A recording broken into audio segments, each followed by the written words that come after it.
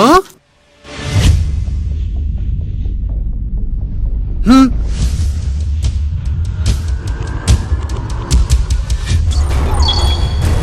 चल।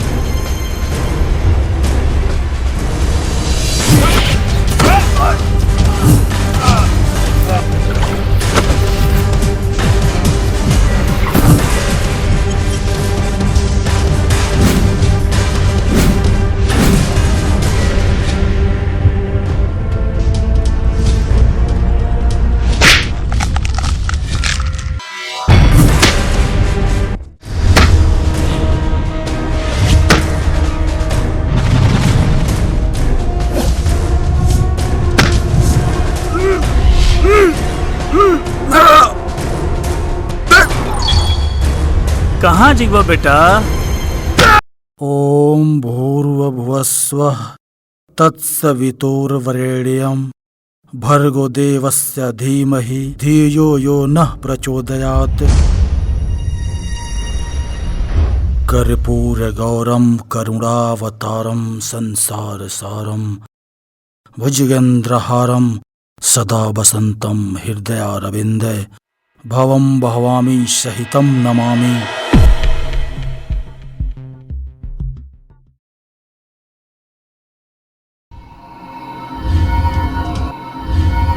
वकील साहब आगल बड़े हो?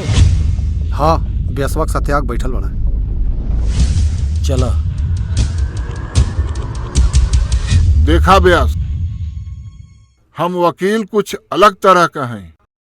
कचहरी, रुपया, समय, ये तीनों के हम बड़ा ख्याल सम्मान करेली और साथ ही गरीब मजदूर तोरे जैसन लेबर के बड़ा ख्याल रखेली। अब आप ही लोग के सहारा बा मालिक। अरे तिवारी जी। जौन हम तोके समझौनी है ना, ओके तू ध्यान रखिया। और वो जमीन हमरा हर हालत में चाहे, साम दाम दंड भेद चाहे जौन भी लगावे कहोगे। बाकी तू चिंता मत करा, आगे जौन होई तो हम देख ले। आप निश्चिंत रह सेठ। और वैसे भी हम कौन मर्ज के दवा हैं, आपके काम हो जाए। चला तिवारी, तोहसे यह उम्मीद रहा।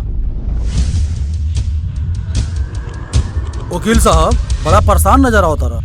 और ये ब्यास के का समझा रहा? ब्यास आपसे कुछ कहल चाहता।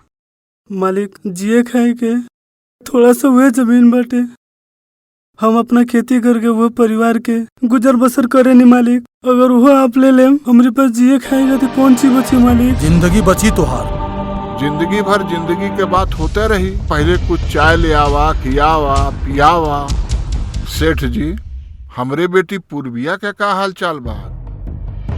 कुछ खबर उबर लियायल है कि ना? देखा वकील साहब, तू ओकरा हाल खबर के चिंता मत करा। अरे वो हमार उत्तराधिकारी है, हमार मान सम्मान अभिमान सब कुछ बा ओकरा में। बेटी भले तुहार बिया, हमके पता बा कि तोहरा बेटी में तुहार जान बसेला। अगर तुहार जान बिया तो हमरो जान बिया। और तोहके पता बा ना कि हमरे जान के अगर खरोच भी आइल ना तो कितना जान जाई, ये अच्छी तरीका से जानता। पता बा। बस तू बिजनेस संभाला, बाकी सब कुछ हम खुद संभाल ले।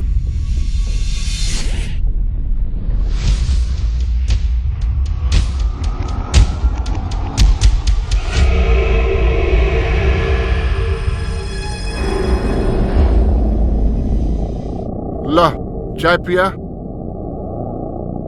ला चाय पिया।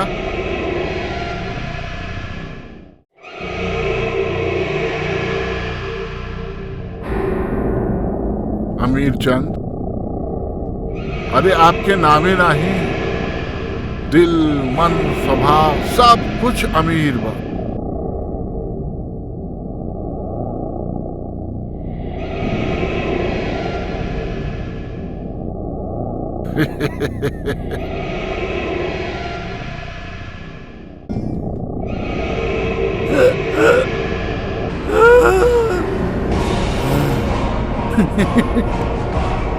समझाओ लगना समझ में ना आए, आखिर मर गई हराम। गई हाथ से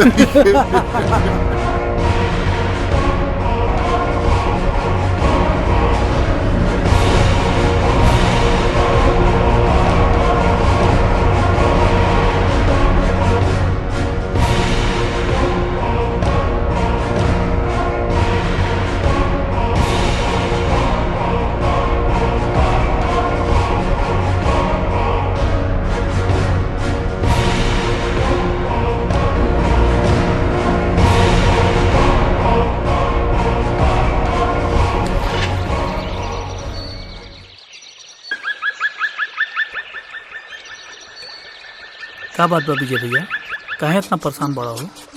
का बताई भाई, वो पिताजी के रोज रोज के हर बतिये में माथे मोर ना बनहाई, माथे मोर ना बनहाई। इहो कोनो बात भाई? हाँ यार, तोहार तो गजब बेइज्जती करता हूँ तोहार बाबूजी। तू एक काम कर, चलो बस फोड़वन के टोला पर, वही एगो सस्ता मोड़ लेके तोहरी कपारी पर सजा दियल जाई, तोहरी बाबूजी के बोलिए बंद हो जाई। अभी जौन कुछ बाकी बा तो तू पूरा करता। पहले हरदी लागेला तब न मोर बनहला। यार हरदी बाद में लागेला, पहले मोर चढ़ेला। हाँ, अब तू ले लो मजा। जान तारे पार्टनर, वो एकदम हमारे गियर में आ गल बिया। ये भरम पाल के खूब गदगद रहो पार्टनर। का मतलब? मतलब का सूरत देखलो ना तब लड़की तब पे मरे लागल। अच्छा तो चल चल, ओकर फैसला हो जाई।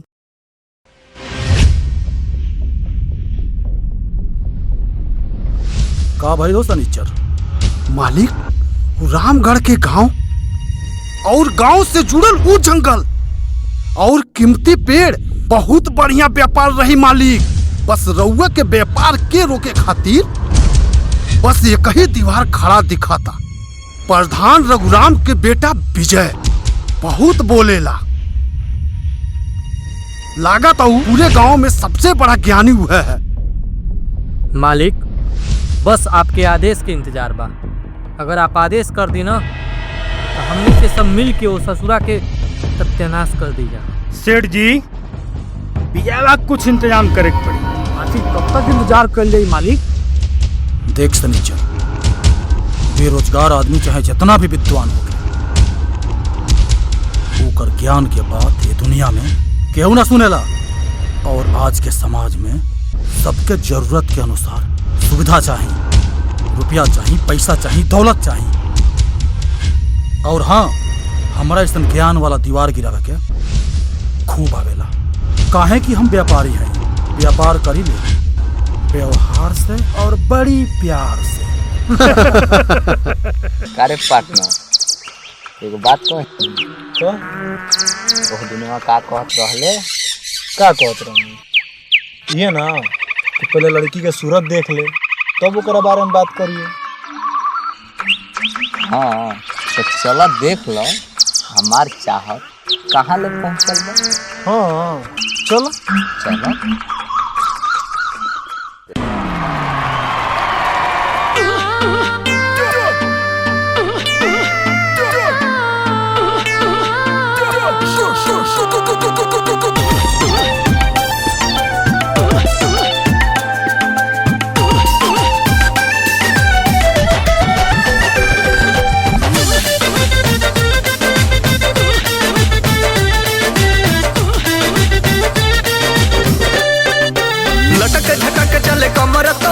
देखी देखी डोले मनवा हमार, पलट के देखी एक बार यार, तोहरा लबानी हम तैयार। दिल दे के अपन चाहे ले लो तू जान, बाकी कलो हमारा से प्यार। ए जान हो बाकी कलो हमारा से प्यार। बात मन देख पीछे पड़ा यार, पीछे पड़ल सब हो जाई बेकार। तोहरा से बानी हम नहीं हुई तुहार से प्यार, अनजान हो नहीं हुई तुहार से प्यार।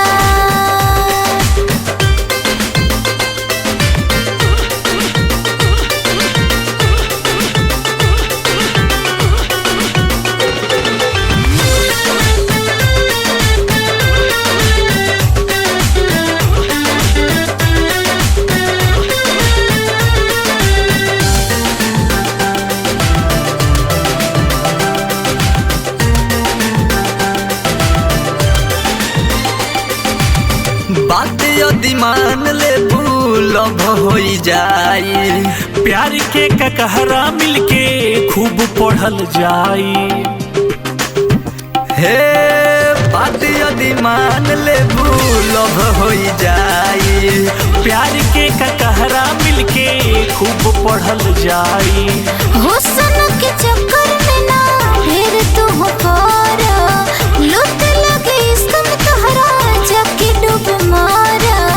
भले मार दीहा तू नजरिया से बान, बाकी कल हमारे से प्यार ए जान हो, बाकी कल हमारे से प्यार।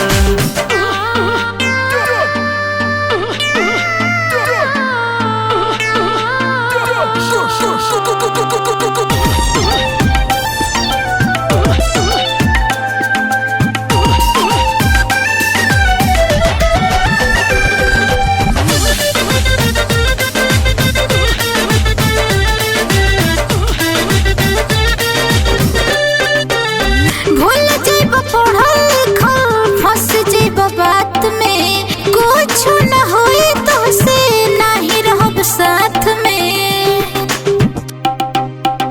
भूल जाइब पढ़ल लिखल, फंस जाइब बात में, कुछ न होई तुझसे नाही रहब साथ में। दिल तो निकाल के दे दे हम तोहरा हाथ में, मिले चली आई हा तू हमरा से रात में। बड़ी जिद करेला बड़ तू नादान, नहीं होई तोहरा से प्यार अनजान हो, नहीं होई तोहरा से प्यार। ए जान हो बाकी कल हमारे से प्यार, ए जान हो बाकी कल हमारे से प्यार।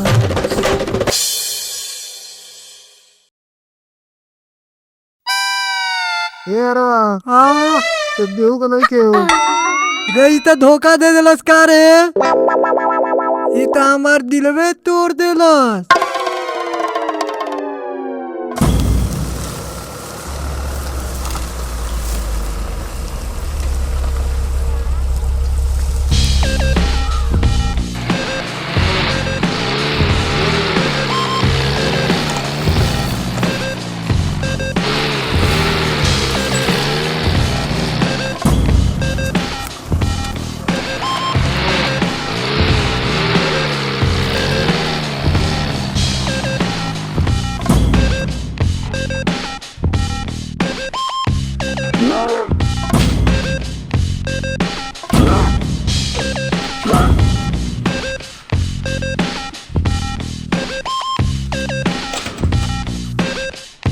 ए, चला तू गाड़ी में बैठा, निशाना लगाओ।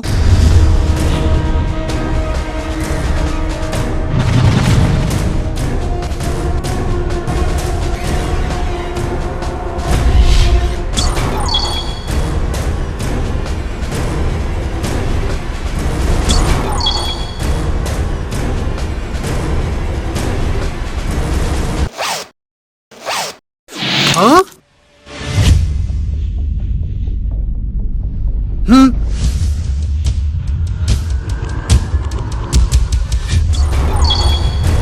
चल।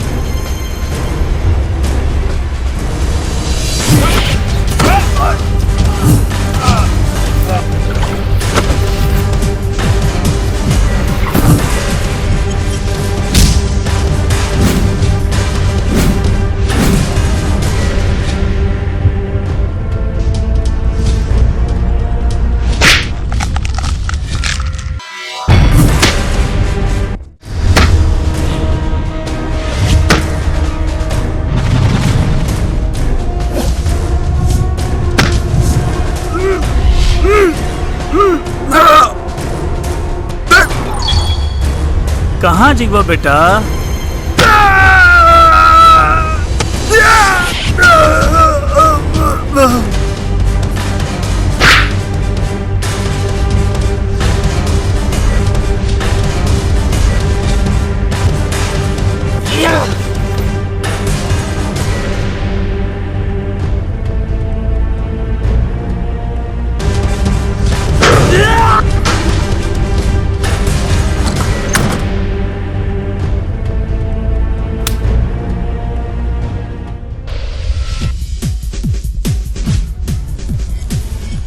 आज जौन कुछ भी भइल जंगल के बीच में ये ठीक ना भइल। हम माना ताटी कि उ शिकार करे आई नकुल और जानवर के मारत रहना, और तू लोग उस सबन के मारे लगला, तो फिर ओकरे और तोहरे में अंतर का रहे? उ तोहार जमाना रहे बाबूजी, जौन दोनों गाल पे थप्पड़ खाए खातिर तैयार रहत रहलो। आज ओकर परिणाम हम नौजवान भुगतत तनी जा। आज जौन भइल उस शिकारियन के ई पता जरूर भइल होई कि अब जंगल में मंगल इतना आसान नहीं खे। देखा बेटा, हिंसा के बदले हिंसा ठीक बात ना हो। हिंसा के छोड़ के जंगल और ये जंगल के जानवर के सुरक्षा के छोड़ के और कोनो रास्ता होके तो बतावा। देखा रहीम चाचा, काहे ना हमन के प्रशासन से जंगल के सुरक्षा खातिर कैमरा और गांधीगन के मांग कइल जा। ए पिंटू, ये गांधीगन का है? ये कैमरा कैसे चली? गांधीगन से हत्या ना होला, सिर्फ आवाज होला और चिंगारी निकलेला।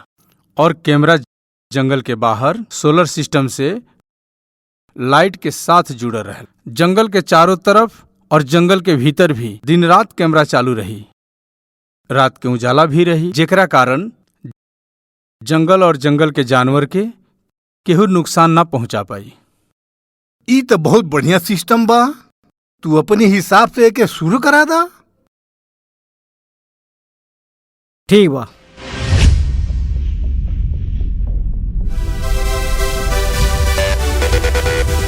जब जहर उतारे का मंत्र ना आवे ना, तो सांप का बिल ना क्योंकि गला पर भी हाथ ना रखे के चाहे।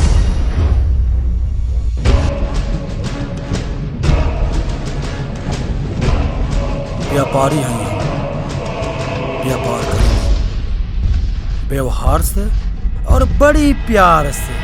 और हाँ, का कहते लेते जंगल में काबा कुछ ना बा, सब भूल जाओ अपने दिमाग से। एकर एहसास मन में राख। मन में राखल चीज हमेशा अपन होला। और हाँ, अपने नाम के डायलॉग कुछ दिन खातिर भूल जाओ ना, तो कोनो हनुमान भक्त के छाया भी तोरा पर पड़ जाई ना, तब विधाता भी तोरा ई काया के बचा ना पाई है। तो समझ ले, जो यहाँ से हरामखोर।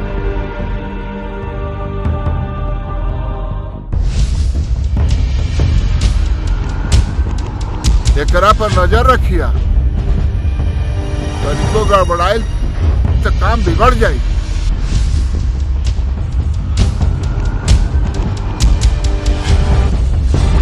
व्यापारी हैं, व्यापार करेंगे व्यवहार से, बहुत प्यार से।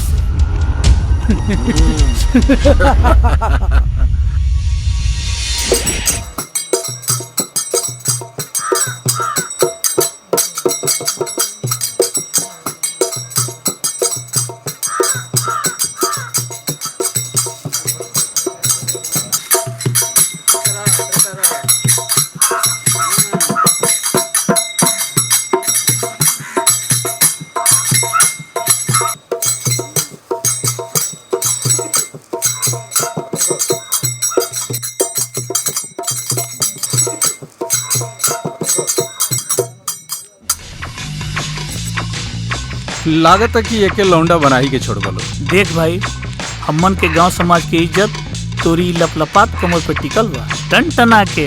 हाँ पिंटू भैया, नहीं कहता हुआ आज गांव के समारोह में ऐसा प्रोग्राम सफल होखो कि बहरों से चट्टा मिलल शुरू हो जाए, और यही बहाने हमनी के प्रोग्राम मिलल शुरू हो जाए। हाँ चलो लो, गांव में बहुत सा तैयारी करेगा बा। हाँ भाई, चलो चलो, इनका के हम नचाएम टन टना के।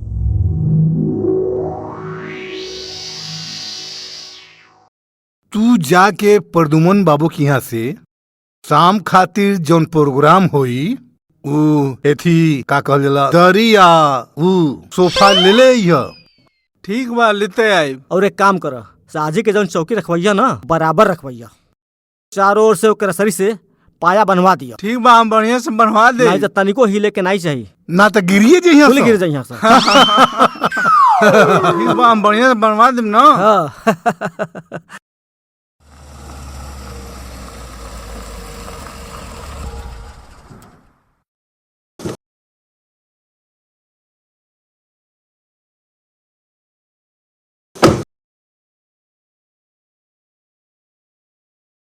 आप सबके प्रणाम। हम सेठ अमीर चंद आपके यहाँ के ग्राम प्रधान से मिलल चाहता नहीं। हम एक गांव के प्रधान रघुराम, कहीं का सेवा कल जाए आपके। देखी प्रधान जी, हम रुआ से कौन सेवा कराए लायक बानी? फिर नलायकन के बदतमीजी की वजह से हम बहुत शर्मिंदा बानी, जौना के वजह से हम रुआ से माफी मांगता नहीं। काहे कि हम व्यापारी हैं, व्यापार करी ले व्यवहार से, बहुत प्यार से। एक व्यापारी ही ऐसा नीच हरकत के माफी मांग सकेला। एक व्यापारी जमीन पर पैर आपन तबे रखेला जब ओकरा वो जमीन पर व्यापार करके रहेला। देखा विजय, डाइन भी अपन 5 घर छोड़ के चले ले, और जब हम अपन चाल चली ले ना तो हम अपना के छली ले ना। काहे कि व्यापारी हैं हम, व्यापार करी ले व्यवहार से और बहुत प्यार से। इतिहास गवाह भाई भारत के, अंग्रेज भी आई रहे बड़े प्यार से व्यापार करे, मार के भगावे के पड़ल कुकुर नहीं। विजय, दरवाजा पर आयल मेहमान के साथ ऐसा बात नहीं करे के चाहिए। जा अपन काम करो। आपके शाम के आइल जरूरी बा, प्रार्थनी बाई। जरूर आए, प्रणाम। अंग अंग मोर मातल दहिया, पोर पोर गदराइल, चढ़ल जे ऐसन साल 16वां, देखी लोगवा बहुराइल। प्रधान जी नजर नहीं आ रहा है। प्रधान जी के कोनो जरूरी काम से लखनऊ जाए पड़ा। अच्छा अच्छा।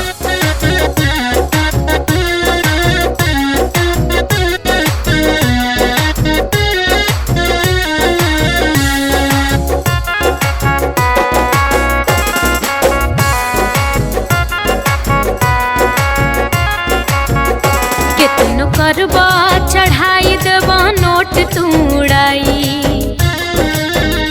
कितनो करबा चढ़ाई देबा नोट तूड़ाई, नाही तोहके भेटाई सामान राजा जी।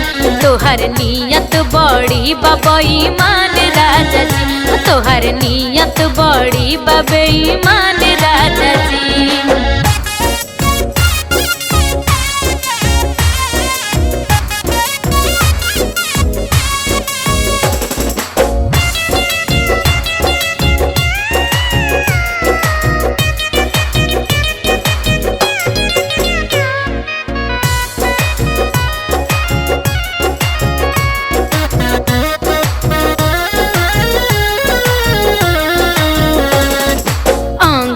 नचाई तई नाच लागे दुनिया, बिछुआ के डंक मारे हमरे नथुनिया। अंगूरी नचाई तई नाच लागे दुनिया, बिछुआ के डंक मारे हमरे नथुनिया।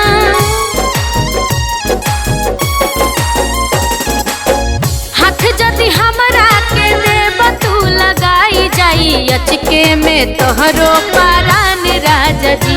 तोहर नियत बड़ी बबईमान राजा जी।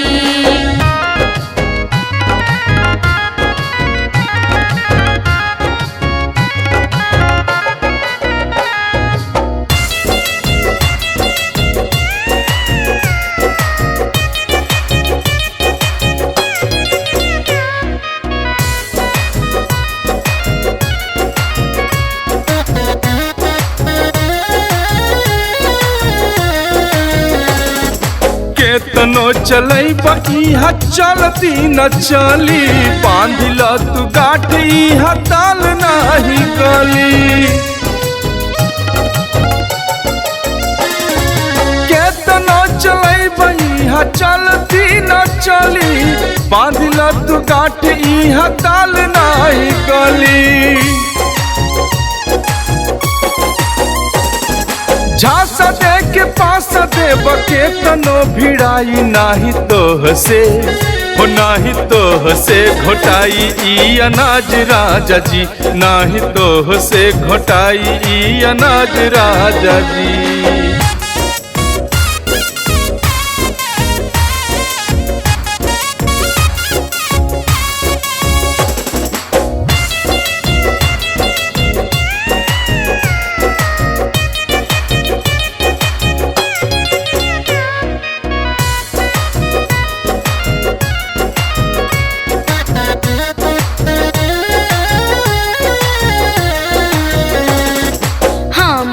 मिजाज मस्त तोहरो मिजाज हो, भीतर के राज सब खुल जाई आज हो। हमरो मिजाज मस्त तोहरो मिजाज हो, भीतर के राज सब खुल जाई आज हो।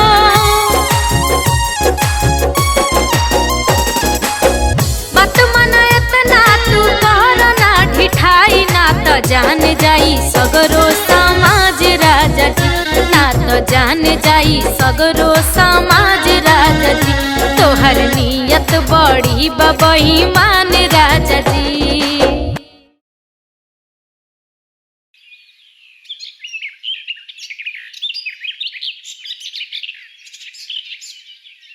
रात के प्रोग्राम में का कमर लचकैलस, मजा आ गई। का मजा आयल हो पिंटू भैया? अरे यार कुछ मत पूछा, रोआ रोआ खड़ा हो गए, माँ कसम। आय हाय, मन तो करता कि अब्बे ओकरा घरे पहुंच जाए। अरे यार वो तनासे में जाके सेठवा कोरे में बैठ गए। तब्बे तो हमार मन थोर हो गए।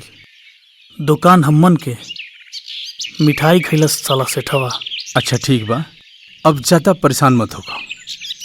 विजय भैया बात विचार से तो सेठवा ठीके लागत रहला हो। हाथी के दांत दिखाए वाला कुछ और खाए वाला कुछ और होला, जौन केहू के दिखाई ना देला। उस सेठ अपन नियत पहले ही सबसे बतावता, बार बार कहता कि हम सेठ ना व्यापारी हैं। अरे भाई वो व्यापारी हो तो हो, एमे नियत वाली कौन बात बा? हमार बात तोहन लोग के समझ में ना है। विजय भैया का बात हो बोला? गांव में सेठ जाइल बाना। शैतान के बात चलल और शैतान हाजिर हो गए। रउआ लोगन के ही लागत होई कि है गाड़ी रुपया पैसा हमके खानदानी मिलल बा, लेकिन ना, ई धन दौलत के कमाए खातिर हम साइकिल से गांव गांव घूम के बहुत कम पैसा में अपना बिजनेस का शुरुआत कैले बानी। और हमार शादी भी भइल रहे, लेकिन कुछ दिन के बाद पत्नी भी साथ छोड़ गई। तब से दोबारा शादी ना कैनी, बल्कि दौलत कमाए में इतना व्यस्त हो गई हम कि ओकर जरूरत ना पड़ल। और आज देखी लोगिन, हम अपने मित्र के बेटी के अपना घरे रख के अपना पैसा से विदेश भेज के ओकर पढ़ाई लिखाई सब पूरा करा रहल बानी। जब ओकर पढ़ाई पूरा हो जाई तो सब कारोबार उहे संभाली। और हाँ, अब हमार मन समाज सेवा धर्म के नाम पे अपन सब कुछ जौन भी संपत्ति होके जौन भी कमैले बानी ओकर कुछ हिस्सा तो हम आपके गांव में खर्च करिए सकतानी, ताकि आपके गांव के लोगन के पढ़ाई लिखाई अस्पताल सब चीज जितना हमसे बन पावे वो हम चाहतनी कि आपके सहयोग करें। और हाँ, रउआ लोग नहीं मत सोची कि ओइमे हमार कोनो स्वार्थ बा। हमरा सिर्फ निस्वार्थ सेवा करे के बा, काहे कि हम व्यापारी हैं। हम व्यापार करी ले व्यवहार से और बहुत प्यार से। सही कहता नहीं, आदमी कोनो भी क्षेत्र में चाहे जहाँ तक दौड़ ले, अंत में धर्म और समाज सेवा के बाद ही आत्मसंतुष्टि मिलेला। बात तो सही कहत रहा भाई, बाकी सेठ जी आप हमन से का सहयोग चाहता नहीं? हम ई चाहता नहीं कि हम अपना समाज सेवा के शुभ आरंभ आप लोगन के पवित्र धरती से, यही धरती के पूजा पाठ करके यहाँ से हम शुरुआत करी। ई तो बहुत निम्न बात बा, लेकिन एमे हमन के का योगदान चाहता नहीं? देख, रुपया हमरे पास बा जवन हम निस्वार्थ भाव से ये गांव के समाज सेवा में लगावल चाहता नहीं। शिक्षा स्वास्थ्य खातिर केहू के तबीयत खराब हो जाओ, चाहे बच्चन के पढ़ाई लिखाई के कौनो व्यवस्था नहीं है। यही से हम चाहता नहीं कि आपन रुपया पैसा लगा के आपके जमीन पे ही निर्माण करें, ताकि वो निर्माण में आप सबके कुछ कमाए के जरिया भी हो जाई और जमीन के मालिक भी रउवे लोगन रहब। जैसे कि आप अपने बारे में खुदे परिचय देनी है कि आप व्यापारी हैं, एमे व्यापारी के का लाभ बा? एमे फायदा बस हमके इतना बा कि आत्मसंतुष्टि के अनुभव होई। आप सबसे तो पहले भी कहनी है हम कि हम निस्वार्थ भाव से ये गांव के समाज सेवा करब। सेठ जी के निस्वार्थ सेवा से गांव में स्कूल और अस्पताल खुल जाए तो ऐसे निम्न का बात हो सकेला? आए गांव के लड़का सब पढ़े लगी सन, आज सबके स्वास्थ्य का लाभ मिले लगी, तो ऐसे बढ़िया और हाँ भाई, गांव में रोजगार भी हो जाए। नक्शा और जमीन के जरूरत के हिसाब से हम अपने वकील साहब से कागज तैयार करा के सनीचर से आप लोग के पास भिजवा दे। प्रधान जी, कागज पत्तर में दस्तखत के बहुत बड़ा महत्व होला। काहे कि हम व्यापारी हैं, व्यापार करी ले व्यवहार से और बड़ी प्यार से। ठीक है प्रधान जी, चलता नहीं। प्रणाम।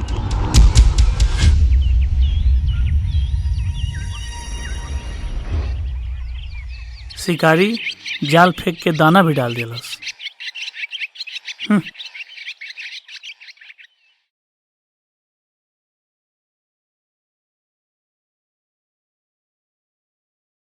विजय, विजय, बाबूजी, बाबूजी, क्यों बाना का?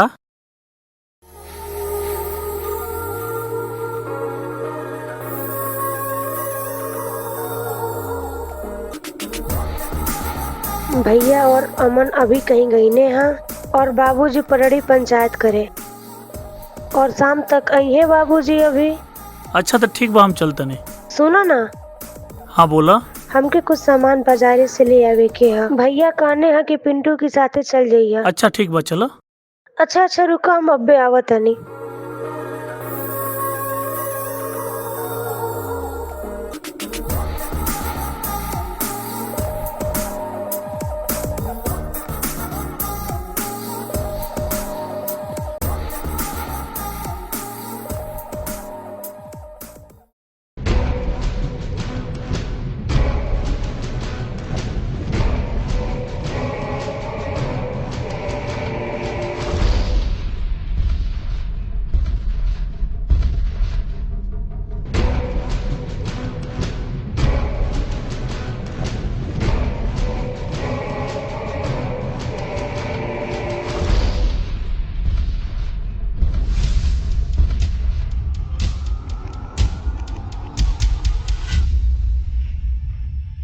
का हो? अरे हमनी के भाग कब फरी आई? का हो? देखो तनी दिनवे में चांद लौकता। अरे यार, ई चाँद के चकोर तो हम हई, ई एकरा साथे दूसर कौन है? चिंता मत करी, पूरा गांव पर तो राज हमनिए के हो, तो फिर एकर का औकात हो? तोके तो दिनवे में चांद लौकता। चुपचाप निकल जा लोग, ना तो चांद के साथे साथे सूरज और तारा भी दिखा दे।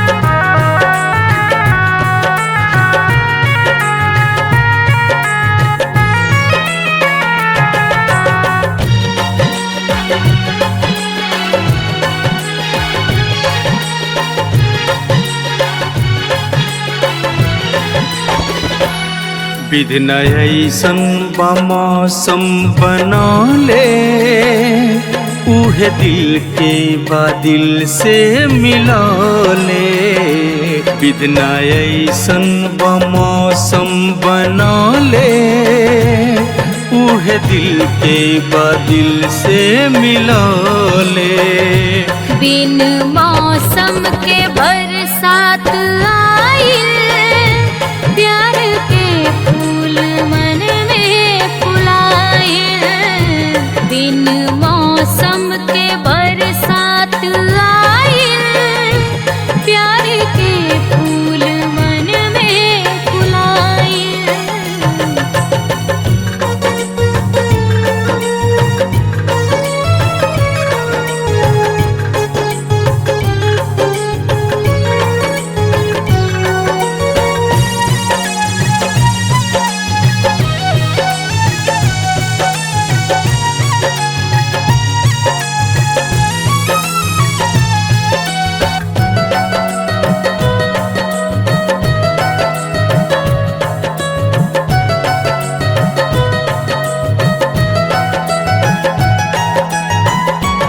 सुतल भगिया जागल मोर कसम से उहे मिलल हम जेके चाहत रहनी मन से।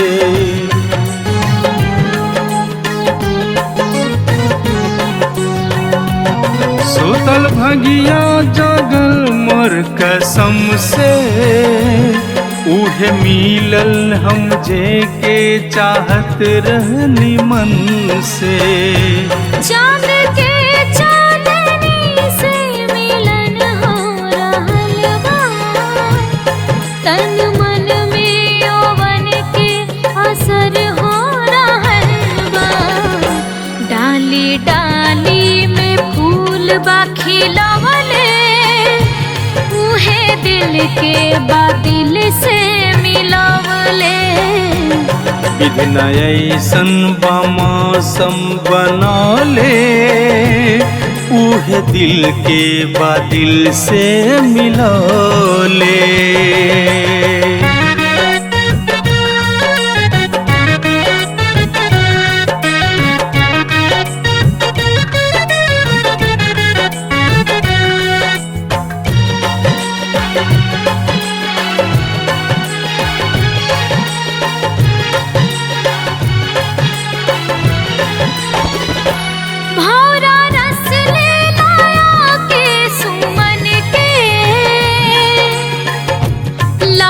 रिश्ताई जन्मों जन्म के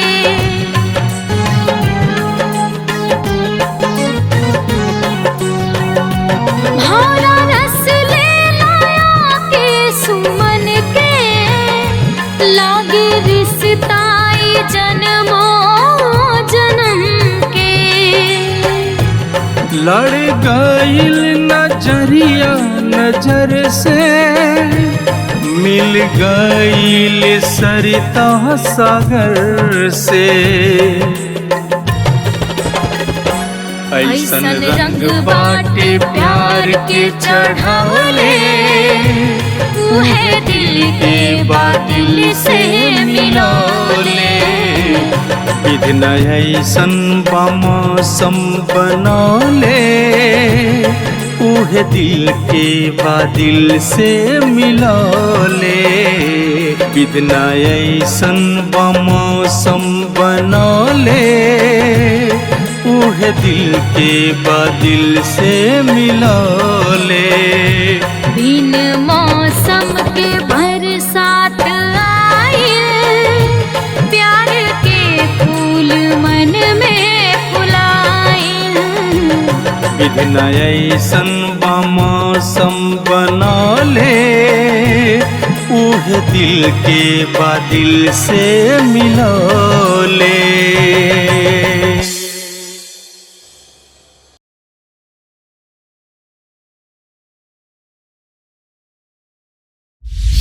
भाई के तू यह जमीन गांव और जंगल पर सेठ जी के कब्जा तो हो ही गई। अरे सब अपन ही राज बा। थोड़ा गांव के खूबसूरती तो देख लहल जा।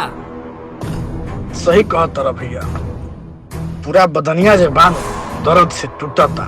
चली कुछ मंगल के व्यवस्था हो। हाँ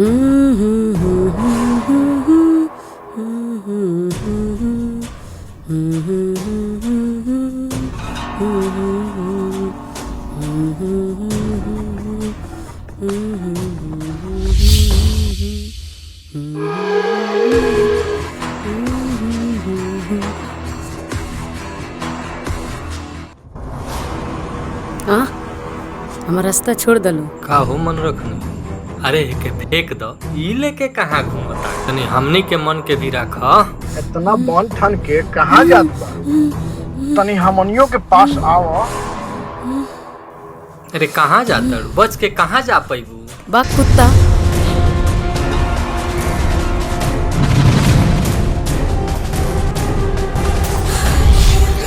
छोड़ दलो हमरा के। छोड़ दलो। विजय भैया, विजय भैया। नहीं छोड़ दो विजय भैया, विजय भैया।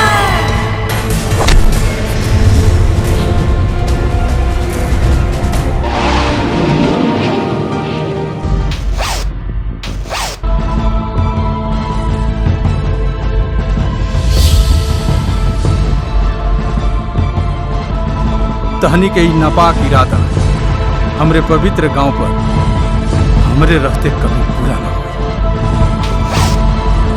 ये बात ध्यान में रखा सर।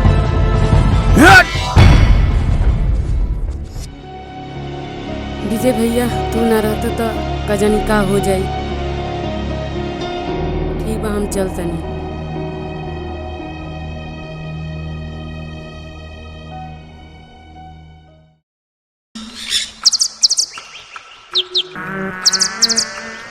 ए पिंटू जानता रहा हमने देहाती खातिर ई जंगल स्वास्थ्य खातिर दवाखाना है। काहे ना तबे ना हमनी के टाइट फिट तंदुरुस्त लौके नहीं जा। यही से हमनी के गांव और जंगल के रक्षा करेगा।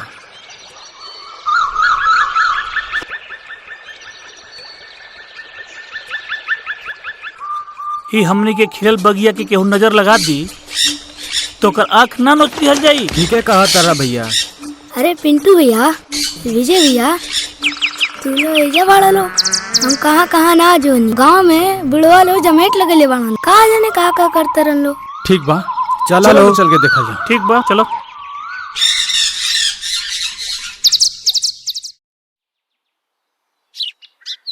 रहीम भाई। हाँ भाई। सेठ के बाद हमके कुछ समझ में आवत बा। हाँ। गांव के विकास खातिर उनकर बात कुछ हद तक सही हाँ, बा। हाँ, हाँ, सही बात बा। स्कूल खुल जाई, लड़का पढ़े लगिया, अस्पताल खुल जाई तो सबके स्वास्थ्य खातिर बढ़िया रही ना। हाँ, बहुत बढ़िया रही। और अपन में कुछ लगतो नहीं बा। हाँ तब का। ऊपर से मेहनत मजदूरी अगर हमन कहल जाए तो अलग से कहत देवे के। रहीम भाई। हाँ। हमरे हिसाब से तो सबसे बढ़िया बा सेठ जी कराए। हाँ। पैसा उनका लगाता। हाँ। हमने के गांव का विकास होता। हाँ।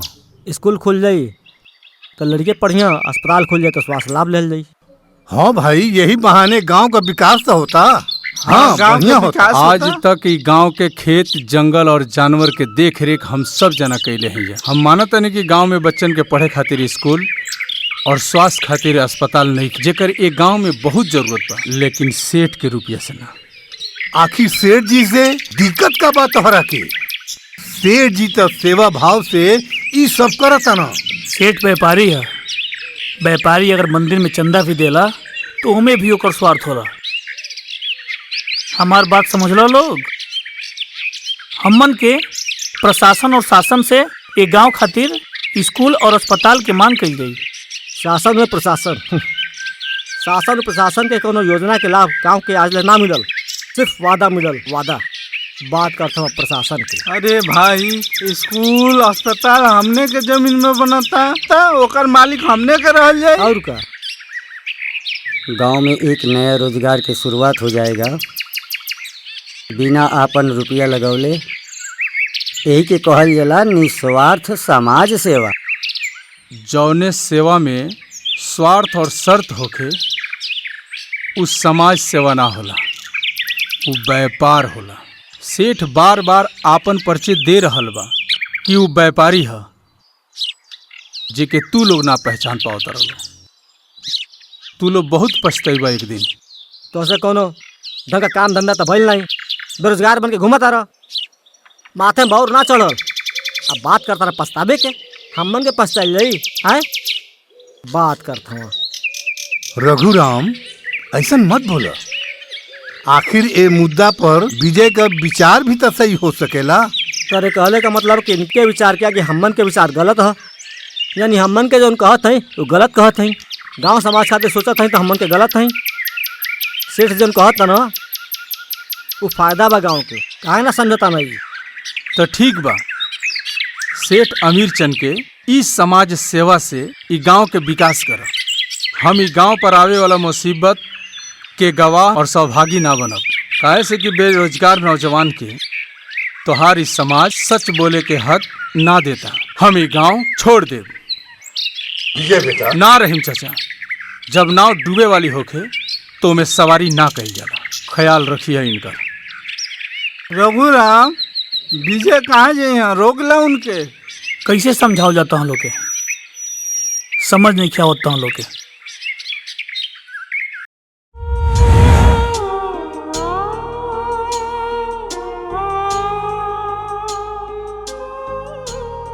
विजय भैया,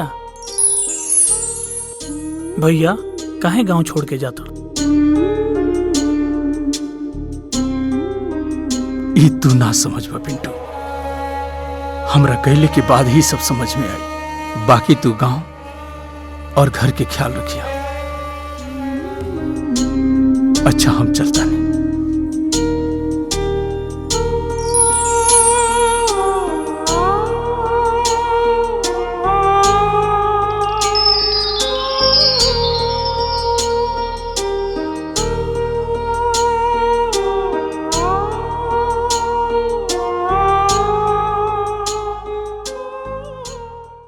शनिचर नाम है हमार, शनि देव के भक्त हैं।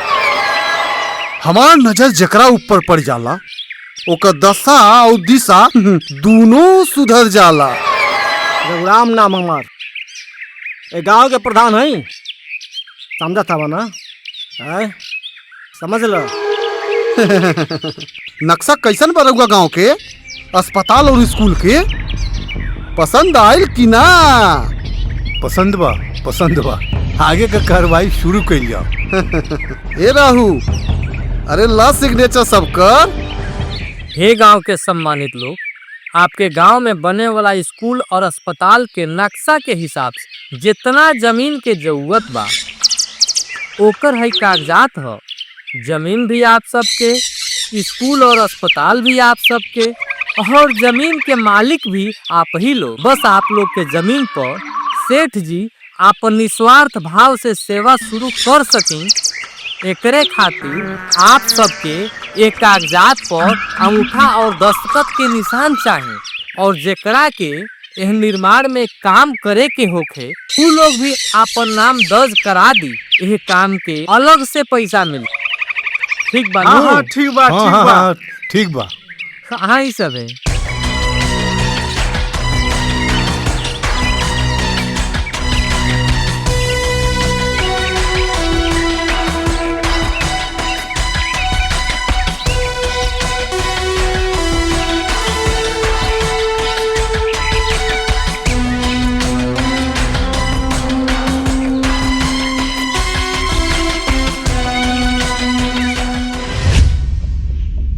राहु और केतु और खास करके तिवारी जी, सच बात तो ई बा कि ये शहर के हर बिजनेस पे कंपटीशन हो गइल बा और ये गांव के विचारधारा पर आपन ही राज बा। फायदा के फायदा और सूद में सबके जमीन प्राप्त हो जाए। काहे न सेठ जी, यह जज्बाती लोग से जज्बाती बन के कोनो भी काम निकालल जा सकेला का भाई?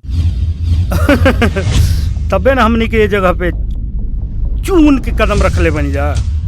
तो सेठ जी, सरवा जौन हमनी के जतरा बिगड़ले रहे, लगे हाथ वो विजया के यदि निपटा देती जहाँ तो हमनी के काम और आसान हो जाए। हाँ सर जी।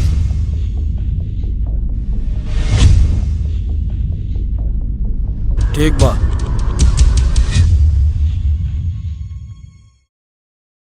गांव में बड़ो बुजुर्ग लोग के समझावल बहुत मुश्किल होखेला। जे गांव में जिंदगी भर रह के गांव से नाता ना रखले हुई, उ लोग शहर के आदमी के दाव पेचका जानी। अमर, तू हमार दोस्त हो, अब तू ही बताओ कि हम का करें। गांव में आवे वाला बुरा समय के हम साफ साफ देखा तनी, कुछ समझ में ना होता कि हम का करें। देखो विजय, जब तू कहबो अपना फैक्ट्री के मालिक से कह के तोहके काम दिला दे। तब तक तू कुछ दिन अपना गांव के समस्या से बाहर निकाले खातिर शहर घूमो, एंजॉय करो। अमर के रहते हुए तुहरा के कोनो टेंशन लगे का ना हवे। अब टेंशन बस एक ही बा। चिंता मत करो, सब ठीक हो जाएगी।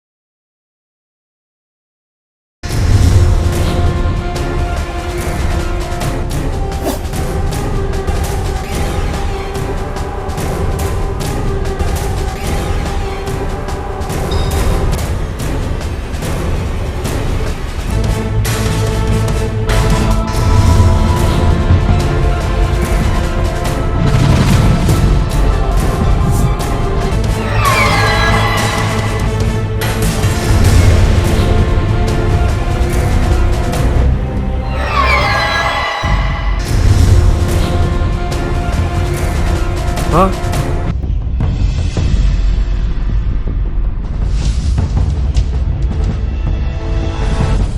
का हो, ओ दिन के शिकार तो एक यार बचा लिहलस, आज एक शिकार बने से के बचाई? ई तू लोग बहुत गलत करता रहा। अरे केतु भाई, आज निकाल रहल जा मन के भड़ास। ए रुक! भड़ास ना, आज हम अपने दिल के ख्वाहिश पूरा करब।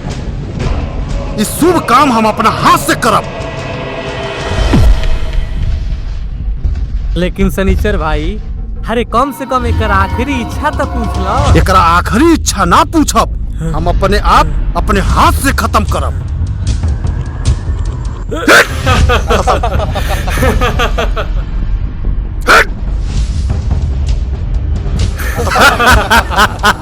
खत्म हो गई साला। गई भैंसिया पानी में।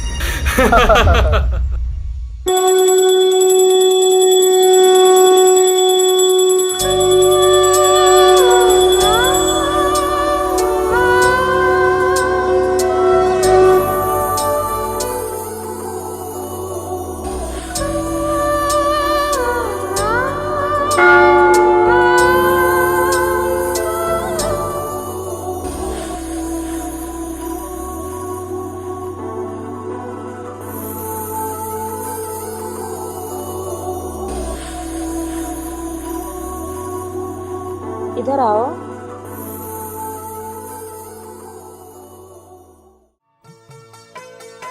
जी मैडम जी। लड़की ना देखले हुआ का? हमार आँख हर खूबसूरत चीज के देखले के बाद हमके भाव विभोर कर देला। हमरा नजर लग गेल त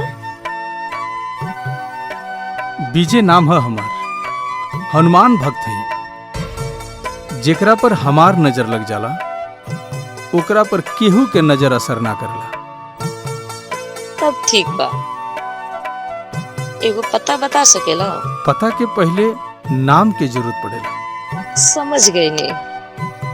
हमार नाम पूर्वी है। हम इस शहर में 15 साल के बाद विदेश से पढ़ाई करके आइल बानी।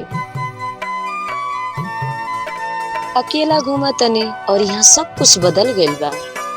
हमहू गांव से पहली बार शहर आयल बनी पूर्वी जी।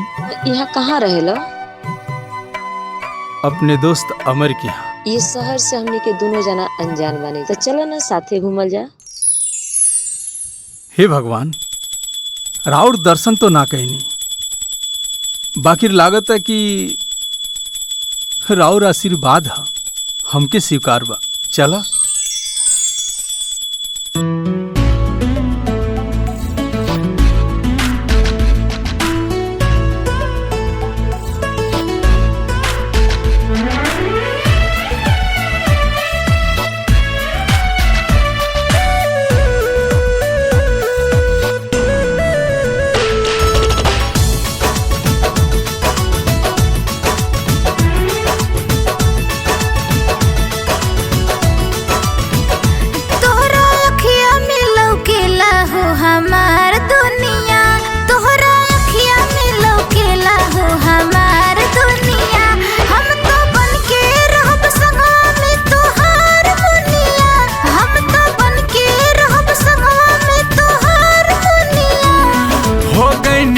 दीवाना हम तो हार गोरिया, हो गईनी हो दीवाना हम तो हार गोरिया।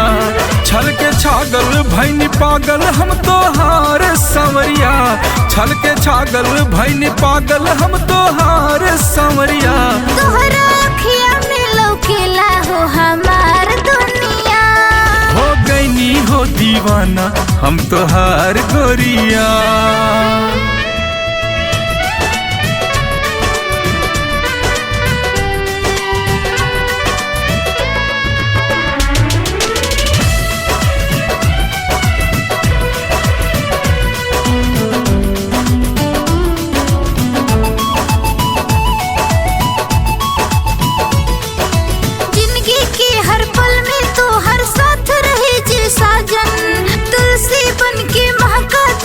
खुशबू से तोहर आंगन,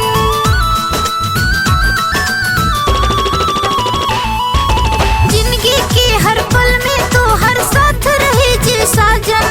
तुलसी बन के महका दे हम खुशबू से तोहर आंगन। किस्मत से मिल गईलू हमके बाट करम भगवान के, सूतल भाग रहे बरसों से जाग गईल धनवान के।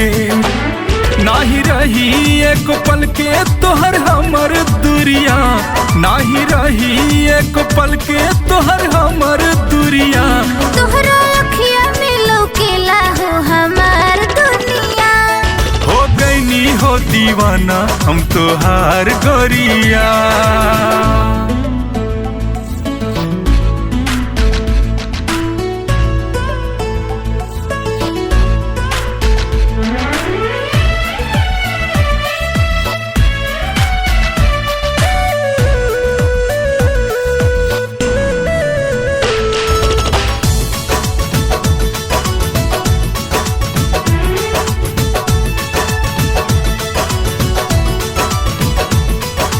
तोहरे मुख के आगे फीका चंदा भी पड़ जाला हो, बिन तोहरा अब चैन न आवे नींदियों भी उड़ जाला हो।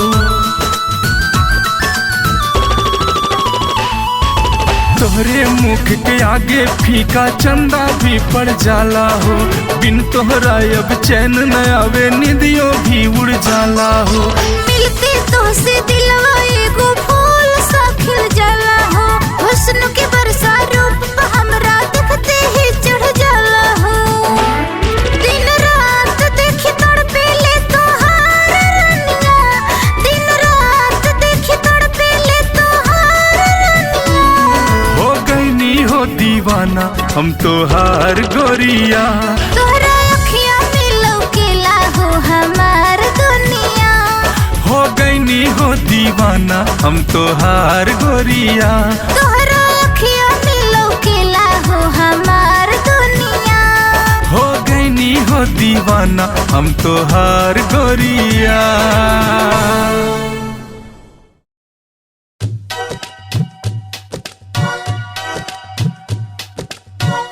बेरोजगारी में धोखे पूर्वी नाम की लड़की से प्यार हो गई। गजबे बात कहो तो साला इस शहर के फैक्ट्री में 2 साल से कमर तोड़ के काम करतनी। हमरा ऊपर शहर के लड़की कोनो घास ना डलसन और तोहरा 6-7 महीना में प्यार भी हो गई। हाँ भाई वाह, तोहरे ऊपर पूर्वी जी के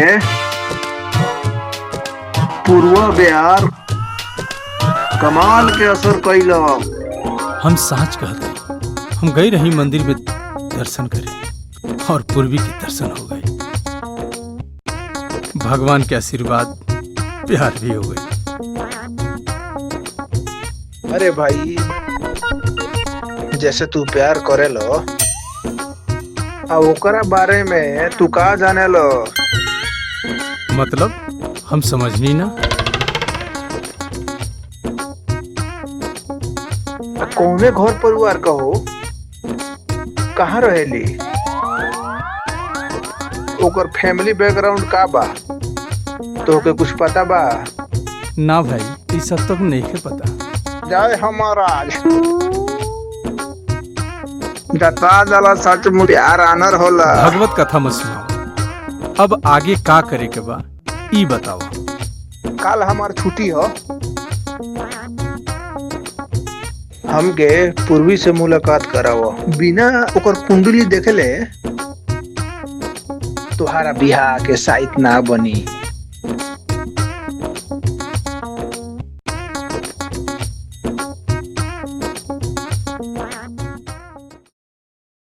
यार, बीजे के कमी बहुत खलता। इस 6 साला गांव में आतंक मचा देले बा। हाँ पिंटू भैया, ठीक कहत हुआ। भैया, विजय के कोनो खबर ना मिलल। विजय भैया के आज जरूरी बा। हाँ पिंटू भैया, काहे ना शहर जाके विजय भैया के पता करके लाओ। हाँ भैया, विजय भैया के बुलावल जरूरी बा। हाँ यार, हम शहर जाए, विजय के पता करके बहुत जल्दी लेके आए। तबले तो हम लोग गाँव के ख्याल रखिए।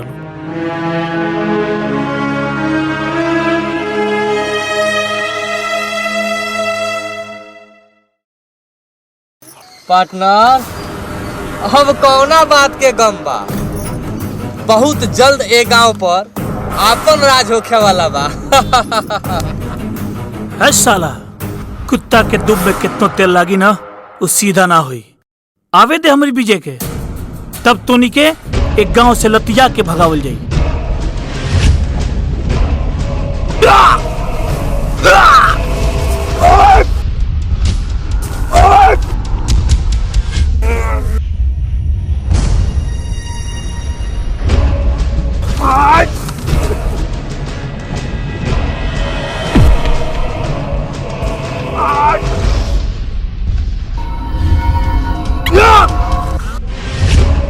अरे बाप रे, अरे सगा!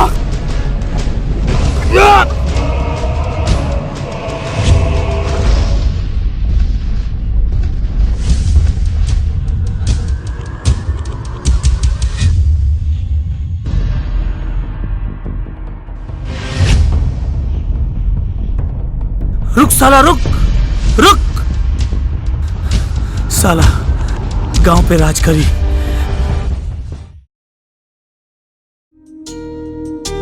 पिंटू, पिंटू जल्दी चलैया, तोहरे बिना हमार मन ना लागी। आपन ख्याल रखिया। तू अपन ख्याल रखिया, बाबूजी के भी ख्याल रखिया। हम विजय के लेके बहुत जल्दी आए।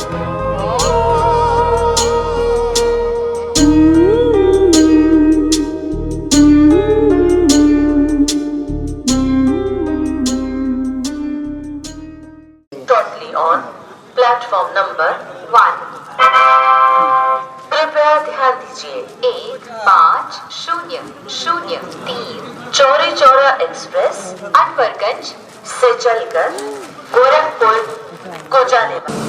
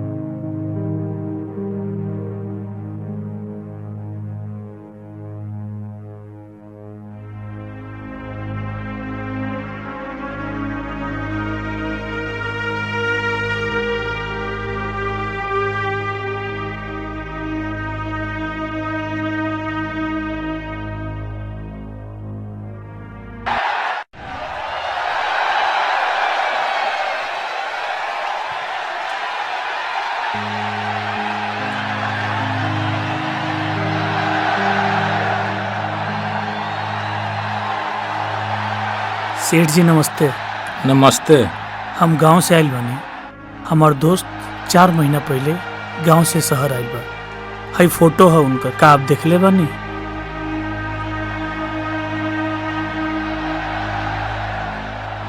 नहीं देखे हैं।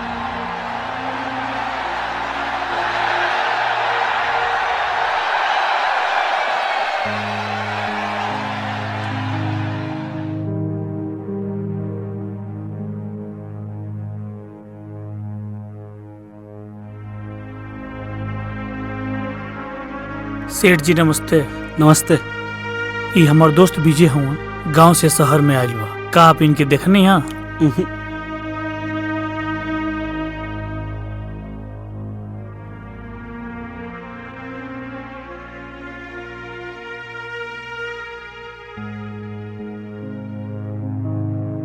सेठ जी नमस्ते।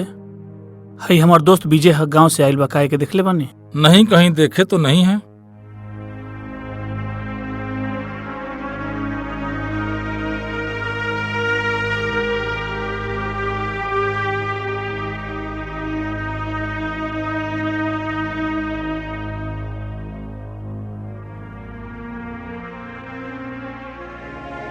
ओह विजय, कहाँ चल गया यार। बहुत डोरनी ताके, कहाँ बाड़ा, कुछ पता नहीं के चला। पता नहीं कौनी हाल में ओखबतू।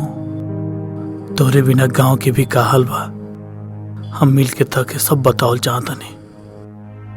हे भगवान, विजय से मिला देना जल्दी, मिला देना।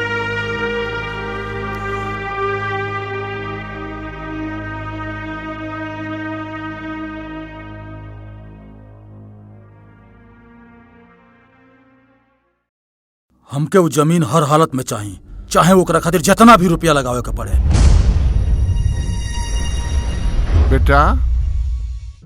हाँ पापा। कहाँ जाता डू? मैं अपने दोस्त से मिलने जा रही हूँ। तू जल्दी चल अइहा बेटा। जी पापा। देखा पूर्वी, ये विदेश ना है, ये भारत है। और खास तौर से बेटी और बहू के सभ्यता और संस्कार में रहल ही अच्छा लगेगा।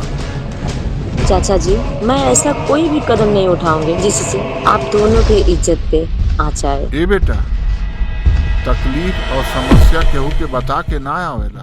अब तू बड़ा हो गईलू, सयान हो गईलू। अब हम चाहत नहीं कि तुहार बियाह कर दी। पापा, मैं अभी शादी नहीं करूंगी।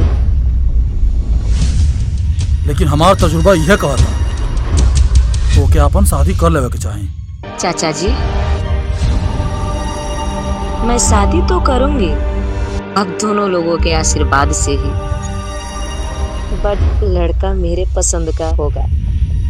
एक बात याद रखिए और ध्यान भी, तोहरा पसंद से हमरा कौनो दुख नहीं है, लेकिन वो पसंद ऐसा होके के चाही जो अमीर चंद्र के हैसियत के बराबर हो। जा जल्दी वापस आ जाइया। बेटी सियान हो गई हो। व्यापारी हैं हम, व्यापार करी ले व्यवहार से और बड़ी प्यार से। तू चिंता मत करो वकील साहब, आवा चला। सेठ जी, हम गांव से आइल बानी। हमार दोस्त आइल बाटे शहर में, विजय नाम गाँव के। आप देखले बानी? ना, हम देखले नहीं की ना। हे भगवान, कहाँ ढूंढी विजय के?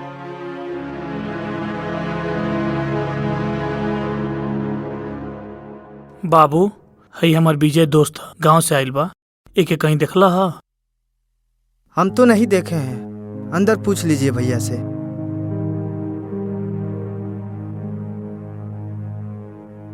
सेठ जी नमस्ते। हई विजय हमार दोस्त है, एक देखले बानी? हाँ, अंदर बैठ के चाय पियो तना। विजय?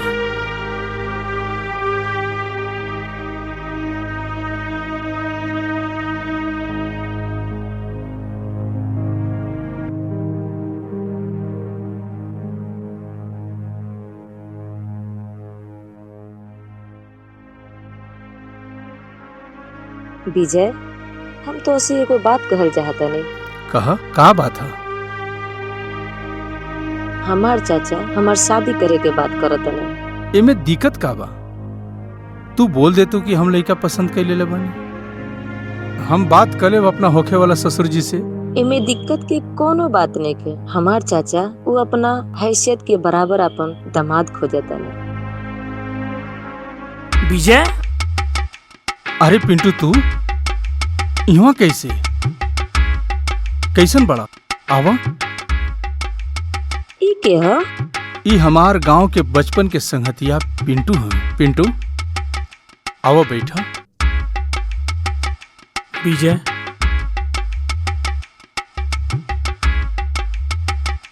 तोहरा के कई दिन से शहर में हम खोजता नहीं, आज मिल रहा। गांव के हालचाल बताओ। का बताएं विजय, गांव के हाल कुछ मत पूछा। तोहरा गांव छोड़ला के बाद सब कुछ भइल जौना के तोहरा अंदेशा रहे। सबकर जमीन तो हाथ से निकलिए गई, जंगल भी भीतर से कट के खोखला हो गई। सेठ अमित चंद के जाल में पूरा गांव फंस गया। सेठ अमीर चंद? वो तो हमार चाचा हुआ। का? तोहर चाचा हुआ? हाँ, हमार चाचा हुआ।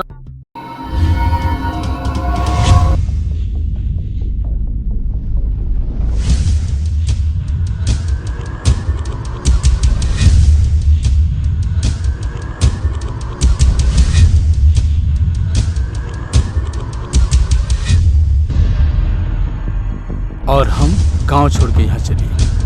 उनके बहुत दुख बा ई बात पे। एगो कहावत है कि पिता के कर्म से ही लड़कन के प्रगति होला। ऐसन प्रगति हमके ना चाहे। विजय, हम तुम्हारे साथ बने और हम तुम्हार साथ हमेशा हमेशा दे। हम अपने लड़ाई में अपने प्यार के ढाल ना बना सके। देखा विजय, हम तुहार ढाल ना बनम, हम तुहार हिम्मत बनम।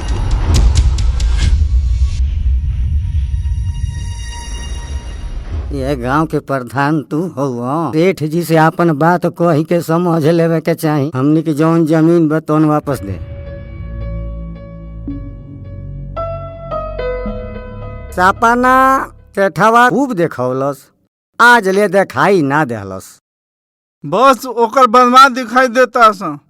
जमीन भी हाथ से गईल, जंगल भी कटता, और तो और गांव के बेटी बहन भी बेइज्जत होता ऐसा। रघुराम भाई, विजय ठीक कहत रहे कि उ व्यापारी है। कोनो व्यापारी अपन व्यापार करेला तो मैं अपन फायदा जरूर देखेला। अरे हमनी के तो गांव के गंवार मनई, हमनी के ओकरी छाता में आ गई। तू कम से कम विजय के बात मान लेता। आज हमन के ई दिन देखे के नसीब ना हुए। अगर तोहलन के निगाह में हम कसूरवार हई तो हमार दोस्त बस इतने हैं कि हम गांव के भलाई सोचने और गांव के सेवा के चक्कर में हम इतना लग गए नहीं कि हम भुला गए नहीं कि हमारा बेटा कब सयान हो गई और कब इतना समझदार हो गई। खैर भगवान की मर्जी। विजय जहां कहीं भी हो खुश होके। बाबूजी। हाँ बेटा विजय, तू शहर से आ गया बेटा, बहुत अच्छा कहला बेटा। चाचा, इनकरा के शहर से हम खोज के लिए नहीं। बाकी विजय तोहरा साथे ई शहर से आइल के लोग हैं? बाबूजी, ये हमार दोस्त अमर है। इस शहर के बहुत बड़ा फैक्ट्री में काम करे और इन्हीं के सहारे हमारे शहर के सफर भइल। ई के हई का इनकरा साथे काम करेली का? ना बाबूजी, ये इनका साथे ना काम करे। तो तोरा साथे गांव का करे आइल बड़ी? बता दो विजय भाई, यह मौका बा। साफ साफ बताओ विजय, कैसे कि अब हम एक गांव में कोई और नया समस्या ना देखल चाहते। बाबूजी, इनका नाम पूर्वी है। ई सेठ अमीर चंद के बेटी है। का? गांव के बर्बाद करे वाला सबसे बड़ा दुश्मन के बेटी है। तू हमरे घर में लावे के हिम्मत कैसे करी? बेटा, तर ये हरकत के नासमझी कहल जा या जानबूझ के गलती कहल जा? ना चाचा, आप लोग विजय के पूरा बात तो सुनी, फिर जौन निर्णय लेवे कोई तो। अरे जवन करे के रहे तो कर दले बाना। अब हमन क्या करें? विजय, पूर्वी के तहरा ये गांव में ले हिला के मकसद का बा? सेठ अमीर चंद के खिलाफ इस जंग में पूर्वी हमनी के साथ देवे आई। हमनी के मिल के ही लड़ाई की जीतने। ए बेटा, हंसुआ अपना ही और खींचेला। दुनिया में महतारी के बाद बाप सबसे करीब बेटी के होला और बेटी बाप के। तो जरूर धोखा खाएगा। बाबूजी, छोटी मुंह और बड़ी बात, हमको क्षमा कीजिएगा। हम अपने चाचा के अपराध में सहभागी नहीं बनना चाह रहे हैं। हमके वो धन दौलत जमीन ना चाहिए। ये इंसान के आह और चीख दफन होके। गलत तरीका से इंसान कमा के अपन पेट तो जरूर भर सकेला, लेकिन जौन संतुष्टि ईमानदारी की रोटी और नींद में मिलेला, ओकरे खातिर वो इंसान तरस के मरेला। बाबूजी, हम ये जंगल, जानवर, जमीन सुरक्षा के लड़ाई में विजय के और आपके साथ और अपने चाचा के खिलाफ हम खड़ा बानी। बाबूजी, हमको अपने आप से आप लोग अलग मत कीजिए। ठीक बा बेटी। क्या हुआ दिला? हाँ डिम्पल, और तू कैसन बाड़ू? हम ठीक बानी, अपन बताओ। हम ठीक बानी।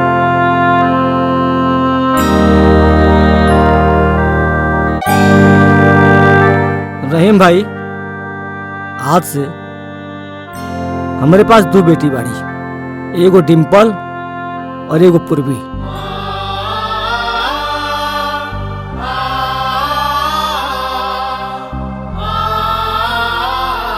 तू बहुत भाग्यशाली बाड़ू बेटी, बहुत भाग्यशाली बाड़ू। विजय बेटा, एक गांव की समस्या का समाधान करे खातिर का करिया? अरे रही भाई, अब हमारे बेटा आगे बा विजय, गांव के मसला। बेटा, अब आगे का करें? बताओ तनी, ध्यान से सुनो।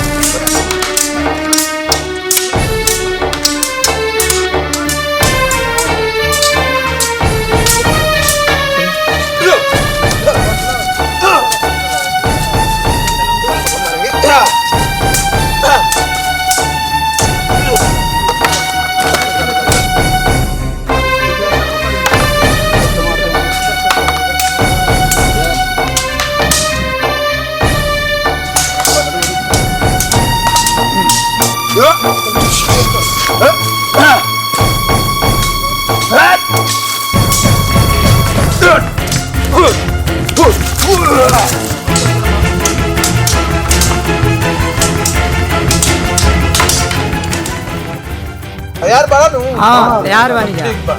सेठ के सबक सिखावे खातिर सब तैयार बा?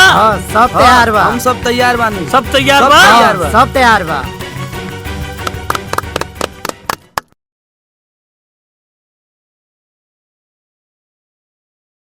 विजय, ए विजय,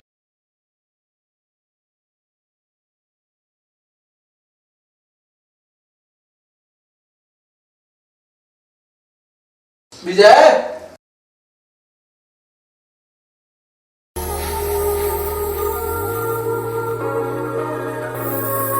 भैया तो बाबूजी के लेके बैठ जी के यहाँ गइल बाने। अच्छा ठीक बा, पानी पियावा। अच्छा ठीक बा, हम ले आवतानी।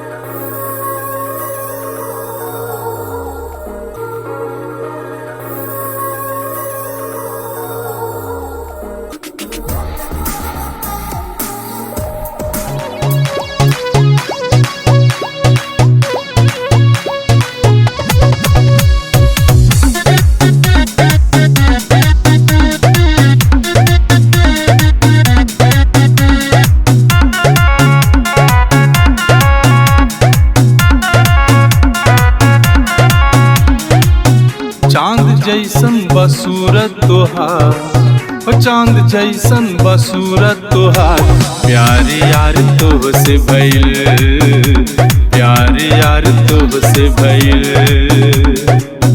चांद जैसन बसूरत तोहार, प्यार यार तो से भइल, प्यार यार तो से भइल। दिल धड़के कहे बार बार, प्यार यार तो से भइल, प्यार यार तो से भइल। हो चांद जैसन बसूरत तोहार, प्यार यार तो से भइल, प्यार यार तो से भइल।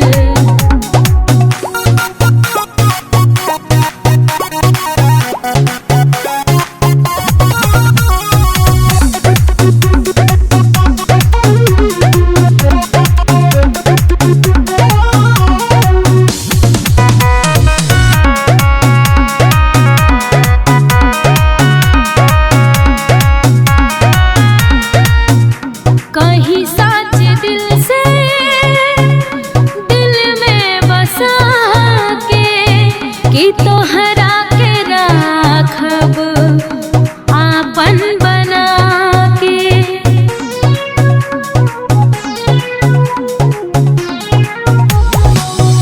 कहीं साच दिल से दिल में बसा के, कि तोहरा के राखब आपन बना के।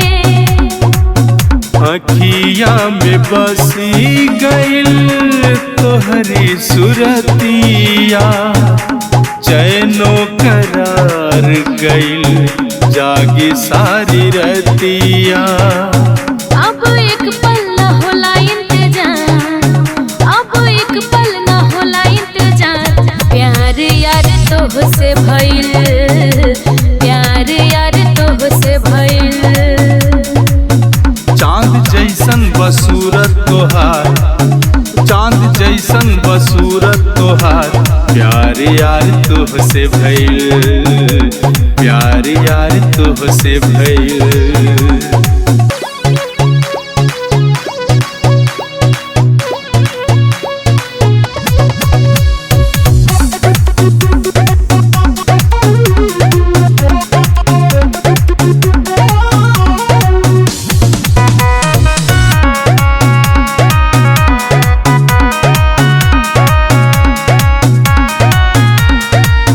मौसम दीवाना भइल बहे पुरवैया, तोहरा बिना सुना हमर लागे बहिया।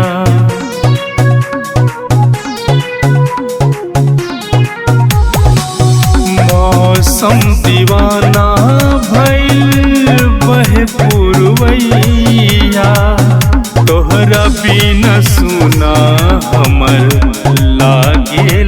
नैया।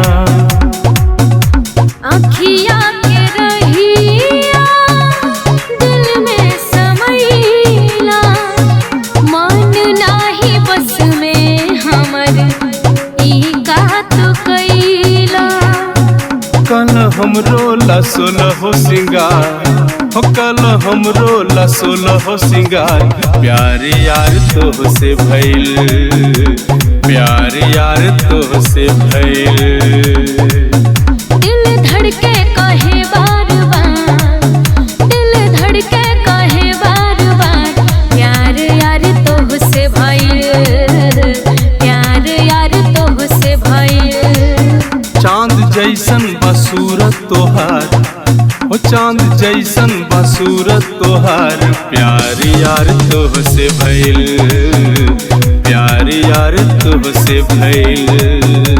प्यार यार तो से भइल, प्यार यार तो से भइल।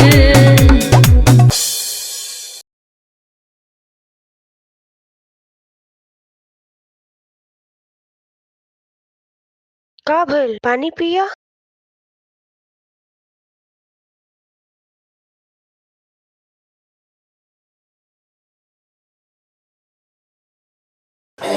हम पिंटू के पास जाता नहीं, विजय ने तो बता दिया। ठीक बा।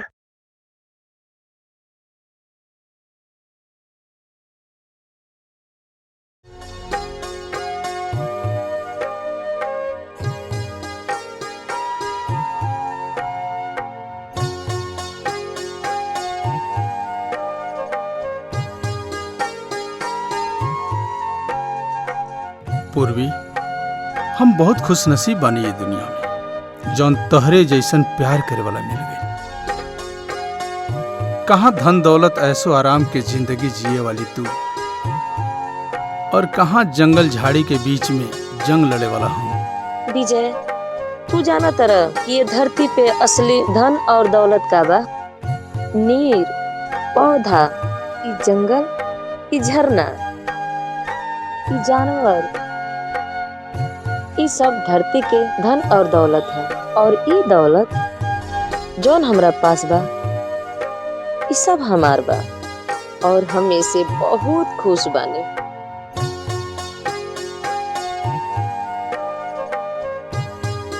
पूर्वी एजा? पूर्वी, अब जौन जंग होके जा रहल बा, उमे एक जंग और भी बा, रिश्ता के। इतिहास गवाह बा, जंग खाली अत्याचार के खिलाफ ही भइल बा। महाभारत भी छल कपट और बेईमानी के वजह से ही भइल। भगवान भी वही के साथ देने जे अच्छा कर्म कर। तू रिश्ता के चिंता मत कर, हम सब संभाल ले। तू ऐसे ही हमार हिम्मत बनल रहिया बस। आज हम बताओ तनी। ठीक बा।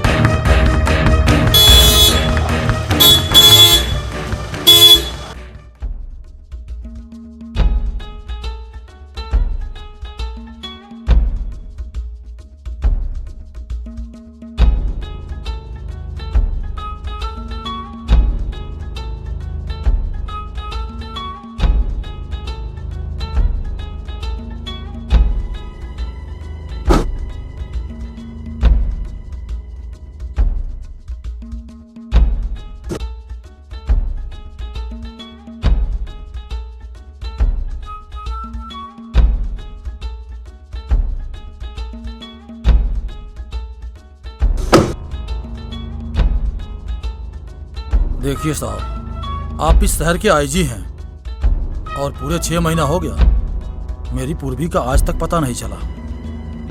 अगर आप लोगों से छोटी सी काम नहीं हो सकती है तो शहर का खाक संभालेंगे आप लोग? सेठ जी,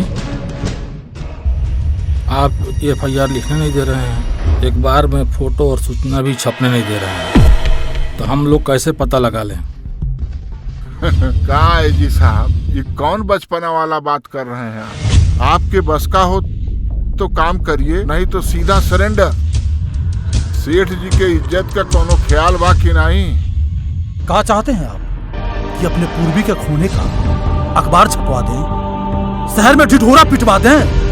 मुझे तो ये समझ में नहीं आ रहा है कि मेरी पूर्वी को आसमान निकल गया कि धरती खा गई। मालिक मालिक रे का कुकुरदा रे पता रे, बोल क्या बात बा? मालिक राहुल पूर्वी बिटिया एगो लड़का के साथे घूमत रहल है, हम अपना आँख से देखनी है। सच बोलता रहे ना? हाँ मालिक। तो बताओ कहाँ बाड़ी?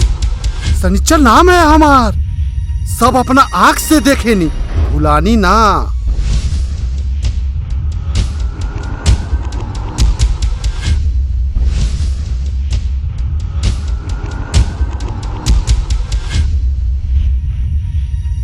देखिए आईजी साहब, अब मुझे नहीं आपकी और ना ही आपकी पुलिस प्रशासन की मुझे कोई जरूरत नहीं है।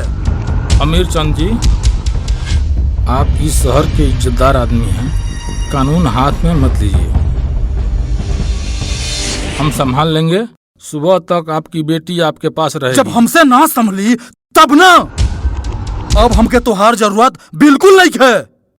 ए आईजी साहब, अगर कोनो खून खराबा और आबा हुई ना तो वो केस हम कचहरी में संभाल ले, बस FIR दर्ज ना होके के चाहिए। कुछ समझ में आयल कि ना आयल? तो के पता बा खान साहब, जब एगो व्यापारी व्यापार करे पे उतरेला ना तो साम दाम दंड भेद छल कुचक्र सब कुछ सामने वाला पे अपनावेला। काहे से कि हम एगो व्यापारी हैं, व्यापार करी ले व्यवहार से और बहुत प्यार से।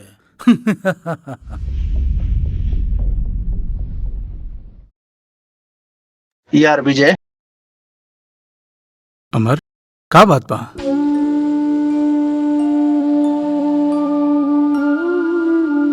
तो के ये हालात में छोड़ के तो हम जाए गए नहीं चाहत, लेकिन बार बार मैनेजर का फोन आवता, जाइल बहुत जरूरी बा। बाकिर दोस्त, हमरा जैसा ने देहाती के शहर में जो आसरा देहला, एकरा खातिर बहुत बहुत धन्यवाद। तहरे जैसन दोस्त मिलल और हमके कमी ना महसूस भेल कौनो चीज के, ओकर हम खुद ही बहुत बड़ा शुक्रगुजार बनी। ठीक बा, हम चलता नहीं। ठीक बा, चलो।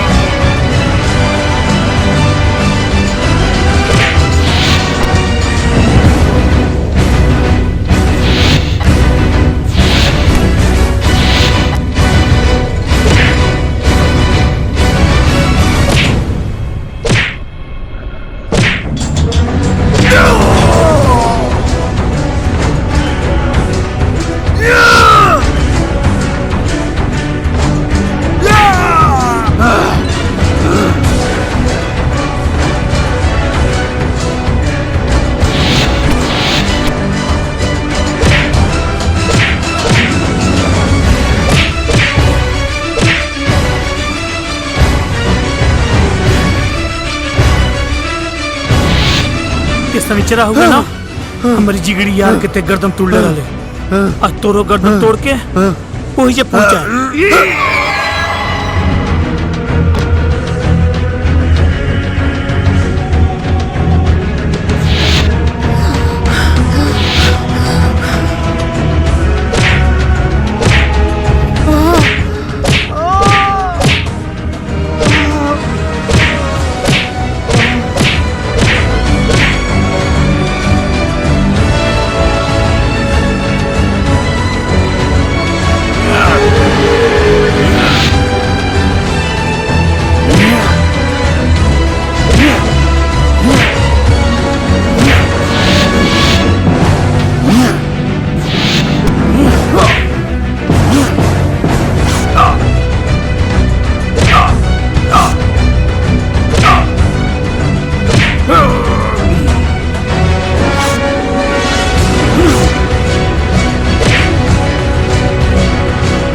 साले के। मार मार या या या या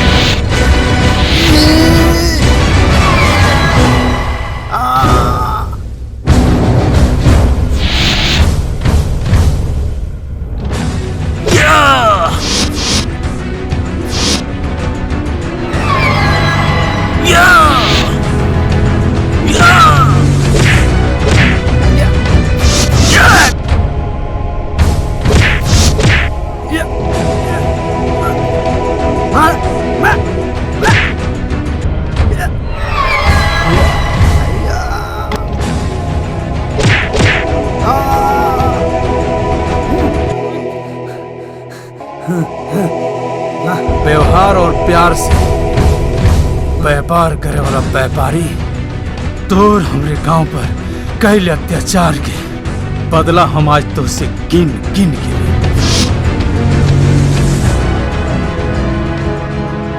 स्कूल और अस्पताल के नाम पर मजबूर और जरूरतमंद गांव वालों से जौन जमीन साजिश के तहत लिखवा ले ले, आज वही जमीन में हमन के तोरा के दफन कर जाई।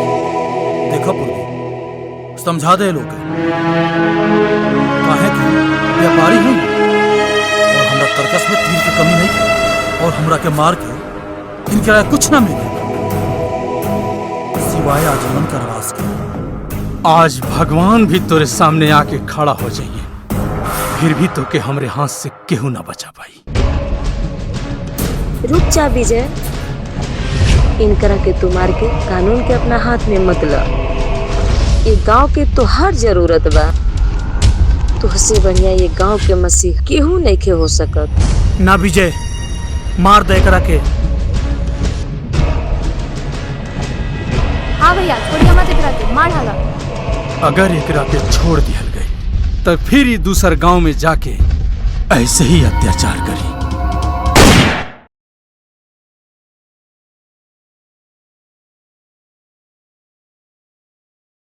चला